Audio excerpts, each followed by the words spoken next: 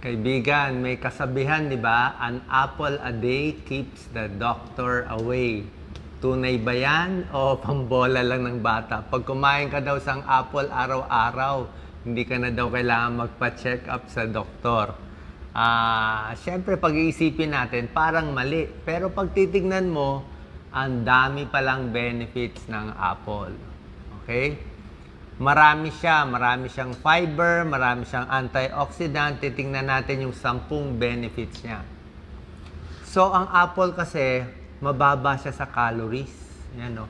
100 calories, isang malaking apple na. So, medyo busog ka na dyan. At kompleto siya, walang cholesterol, fat-free, mataas sa fiber. Yung fiber niya may pectin. Walang sodium, mataas din sa vitamin C, at maraming antioxidant. Pero ang maganda sa apple kasi, pinag-aralan na siya. Marami siyang medical studies na ginawa, kaya pwede natin sabihin na ito para saan siya. Medyo marami siyang pag-aaral, magugulat kayo. Kasi sikat yung apple eh. Mabilis kainin, available sa maraming parts ng mundo, medyo mura pa. Number 1, maganda siya sa diabetes. Okay? Bakit maganda sa diabetes? Mababa ang sugar niya. Mababa ang glycemic index niya. Hindi siya ganun katamis. 'Di ba? Hindi siya parang mangga, ang tamis, ubas, ang tamis, pinya, 'di ba? Sobrang tamis yun. Ito hindi siya matamis. So, low sugar, high fiber, maganda sa diabetes. Hindi gaano tumataas ang blood sugar. Tsaka tingnan mo yung mga pag-aaral niya. 38,000 katao.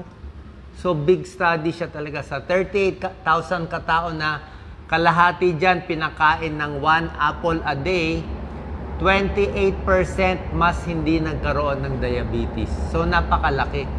Yung kumakain ng apple, 28% less diabetes kumpara sa hindi kumakain. Maraming antioxidant din ang apple. Number 2, pampababa ng cholesterol. Ito, proven dito. Bakit bababa yung cholesterol? Meron kasi siyang pectin eh. Yung pectin nakukuha sa balat. Ako, pag kumakain ako ng apple, tinatanggal natin yung balat, di ba? Pero siguro, kalahating balat tanggalin mo. Pero yung kalahati, kung makakain mo, okay. Kasi nasa balat ang 50% ng fiber. Nandun yung pampababa ng cholesterol, nandun din yung mga antioxidant, sayang pala yung balat. Okay? So, kahit kalahati nun, para sa tiyan, para sa cholesterol. Yan, maraming pag-aaral. Pag kumain ka ng maraming apple, 1 apple a day, bababa cholesterol mo ng 8%. Minsan, bababa pa ng 13%. Yan, no? 6 na buwan, tuloy-tuloy siya kumain ng apple. So, mukhang an apple a day keeps the doctor away sa diabetes, sa cholesterol. Number 3, pati sa blood pressure. Okay, hindi siya nakakasama. Dito sa blood pressure, cardiologist po ako eh.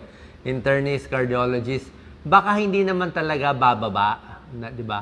Maliliit yung pag-aaral sa blood pressure, pero at least hindi siya nakakasama. Diba? Wala siyang asin, may antioxidant, maganda sa ugat, so medyo okay siya. Pero for diabetes, sure maganda siya.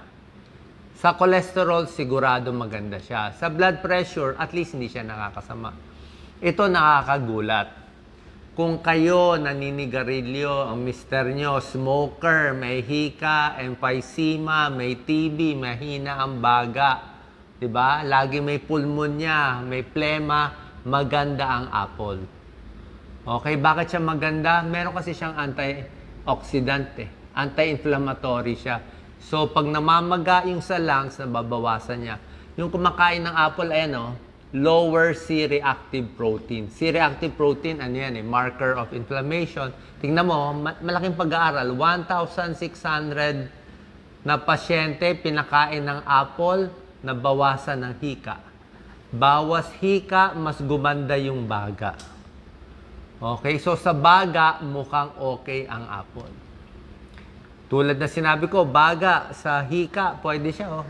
Bawas sa allergic asthma, meron siyang antioxidant na quercetin, maganda rin siya. So, subukan niyo yung apple. Maraming nutrition, tulad na sinabi ko, 100 calories ang apple, mataas siya sa fiber, vitamin C niya, mga 10 to 14%, may konting potassium, vitamin K, at marami siyang antioxidant. Ayan o. Kainin ang balat, nandun yung fiber at yung mga antioxidant na polyphenols. Maganda rin siyempre sa tiyan, high fiber di ba? Good, para siyang good bacteria sa tiyan, may tulong, pwede sa GERD. So, minsan, madali lang kasi kainin yung saging para sa GERD. Pero mamaya, Doc Lisa, hiwaan mo ako ng apple para pag sumakit ang tiyan ko sa GERD, pwede yan pampabusog, di ba? Pag ginugutom tayo, nag-a-acid tayo sa madaling araw, kasi gusto natin mag-diet, di ba? Babawasan mo yung kain mo sa gabi, di ba? Tapos gugutumin ka madaling araw, pwedeng apple, pampabusog, okay sa GERD, hindi masama. Maganda rin sa may almoranas, may constipation, so maganda sa tiyan. Pampabusog, pampapayat. Subukan nyo, imbis na magmerienda kayo ng donut, magmerienda kayo ng kung ano-ano pang mga carbohydrates, ito na lang merienda mo, isang apple, busog ka na dyan. Okay? Nakakabusog, pinapabagal niya ang digestion. Nakakagulat pinapabagal niya yung digestion. Slows down digestion, parang may laman siya, low calorie pa siya. 100 calories lang, sobra baba. Isang platong kanin, 200 calories So, 2 apple na yon. Pampapayat, tulad na sinabi ko, pampabusog at pinapabagal niya yung gastric emptying. Sabihin, mas matagal busog ang tiyan pag kumain. Pampapayat ng apple, may pinakita. Nakakababa rin ang body mass index. Yan. Dahil sa fiber, dahil sa polyphenol, may anti-obesity effects. Number 8, syempre, maganda sa cholesterol, maganda sa blood pressure, maganda na rin sa puso. Ang laki ng pag-aaral nila, 40,000 people. Kaya maganda sa apple, pinag-aralan talaga. 40,000 people, pinag-aralan, 13 to 22% mas hindi nagkasakit sa puso. Yan. Bawas heart attack, bawas stroke, meron din. Hindi ko lang nilagay dito, good for the brain Nakakabawas din ng cancer. Antioxidant, may pag-aaral, bawas lung cancer, breast cancer, stomach cancer, marami pa. Okay?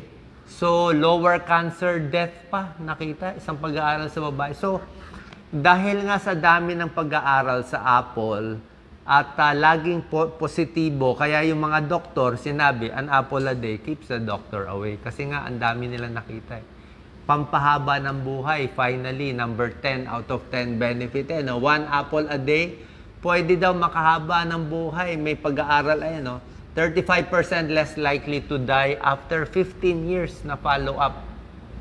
Hindi mo masabi, baka pag kumakain ng apple, mas healthy siya, mas nag-exercise siya, mas hindi siya mahilig sa matatamis. Ito, big study na naman, 77,000 people, mahilig sa apple, mas hindi namamatay sa lung cancer. Siyempre, less cancer, less pagkamatay, mas mahaba buhay. Kaya mag-apple na tayo. Kaya lang, siyempre, mahirap makahanap ng masarap na apple. Minsan yung apple natin, medyo hindi ganun kasarap yung apple. Pero kung masarap yung apple, okay na. Sa balat, pwede naman, pero hindi ganun ka-proven. Wala nang masama. Prutas, gulay, maganda sa balat. Mura at affordable ang apple. Okay? Kita mo yung mga calories niya, mababa lang. Maraming fiber at ibang benefits. Okay? So, mula ngayon, anong side effect? Anong masama sa apple? Actually, wala akong makitang side effect ng apple Wala, halos wala Nagtatai ka, maganda apple. O matigas ang dumi mo, maganda rin yung apple. So, maganda siya para sa lahat ng bagay. Medyo may laban sa saging, sa benefits. So, subukan nyo po kumain ng mas maraming apple. Try nyo, an apple a day. Malay nyo, mas pumayat, mas maging healthy, at mas lumakas. God bless.